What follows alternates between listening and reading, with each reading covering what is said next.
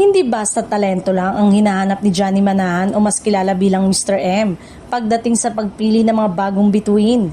Sa paglulunsad ng Star Wars ng TV5, muling iginiit ng batikang talent manager na ang X Factor ang pinakamahalagang sangkap ng isang tunay na artista. Ayon kay Mr. M, hindi man ito madaling ipaliwanag, agad naman daw itong nararamdaman kapag nakita mo na. Dagdag pa niya, mahalaga rin ang youth o kabataan dahil nais nilang sabayan ang paglago ng kanilang mga alaga sa loob ng maraming taon. Tulad ng nangyari sa mga bigating artista noon gaya ni Piolo Pascual, John Lloyd Cruz at Bea Alonzo. Lumaki kami na magkakasama over 20 to 30 years. Pagbabalik tanaw ni Mr. M, sabay birong hinanap si John Lloyd habang pinuri pa rin ang walang kupas na kagwapuhan ni Piolo.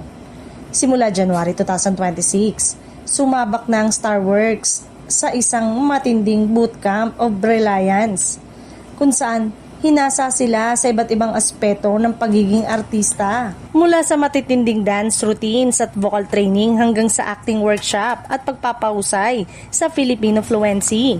Hindi lang performers ang target ng Star Works kundi mga future icons.